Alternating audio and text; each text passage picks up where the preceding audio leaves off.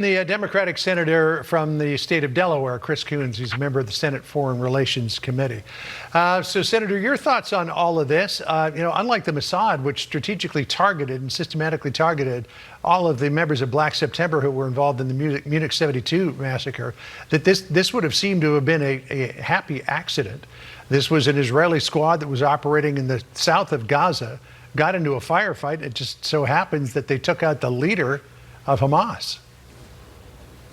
Well, John, no matter how it happened, this is a great day for justice, for all those who lost loved ones, for all those who are still awaiting the release of their family members who are held hostage by Hamas beneath Gaza.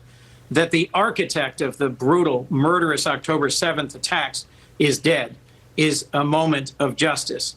A moment also where we might see a new opening for a resolution of the war in Gaza if whoever succeeds Yahya Sinwar is able to grasp the moment and release the remaining hostages, which still includes Americans. I'll remind you and our viewers today, John, that one of the main reasons why Hamas struck on October 7th, in addition to their ideology being a hateful anti-Israel, anti-Jewish ideology, was they wanted to stop the steady progress towards Saudi Arabia and Israel recognizing each other, reconciling and ending the Arab-Israeli conflict, and delivering regional security against Iran and its proxies for Israel. My hope is there may now be a window to resume and move forward that conversation. Senator Sandra here. We continue to watch these celebrations on the ground there in Tel Aviv, where we've got a live camera up. Bottom right of your screen, we're anticipating a State Department briefing. We'll see that shortly. We're also anticipating remarks from Vice President Kamala Harris, who's on the campaign trail. She's in Wisconsin right now, I believe the University of Wisconsin-Milwaukee. She's going to remark shortly. What would you like the message to be coming from our leadership here following the confirmed death of Sinwar?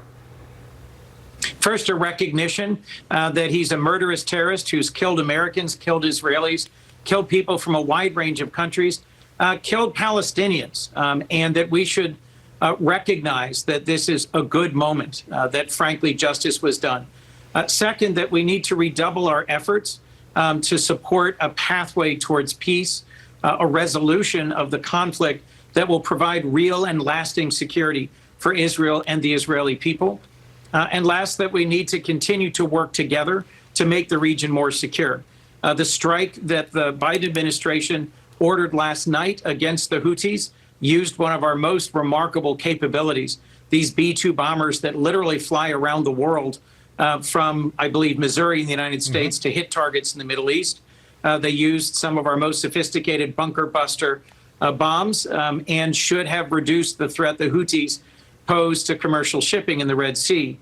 But the message there is clearly also directed to Iran, that we have the capabilities to push back on their regional proxies, to reduce the threat that they pose both to Israel and to the civilian people of the region, the Lebanese and the Iraqis and the Palestinians who've been the victims of Hezbollah and Hamas and the fighting in recent years, and that we should all take an opportunity here to move forward in resolving this conflict in a positive way. You mentioned a moment ago that Yahya Sinwar was responsible for killing Palestinians, and he has in many different ways.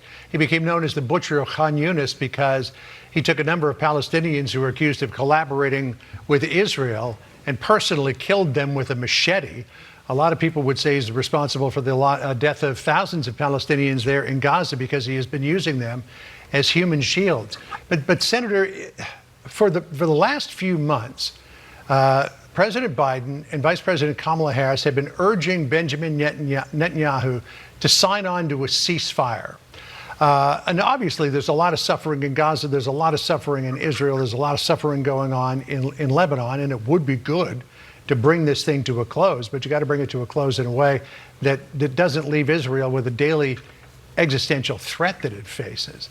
But if Benjamin Netanyahu had have listened to the president and the vice president, Sinwar would still be alive instead of being dead. Well, let's be clear. No one has stood more strongly behind Israel and its security than our President Joe Biden. He has pulled together a regional coalition to make sure that the two times in recent months that Iran has directly attacked Israel, they failed. Their missiles, their drones, the hundreds of missiles and drones that they launched both recently and in the spring did not cause any significant damage in Israel. And that's demonstrating his insistence that we will continue to stand by Israel. I frankly think that the Mossad eventually were going to find and kill Sinwar, no matter where he was, no matter what he was doing. And as you said, John, earlier in this interview, it may end up having been a lucky moment in fighting rather than a targeted attack that killed him. But I never had any doubt that the Israelis would ultimately bring him to justice. Just as the United States, we waited until, I think it was 2011, before we ultimately found and killed Osama bin Laden. It was an important moment for us to achieve justice for the victims of 9/11. This is an important moment for Israel to achieve justice for the victims of October 7th. But the question going forward is, how do we make peace and security that is lasting for Israel? At some point, there has to be a ceasefire and a regional reconciliation.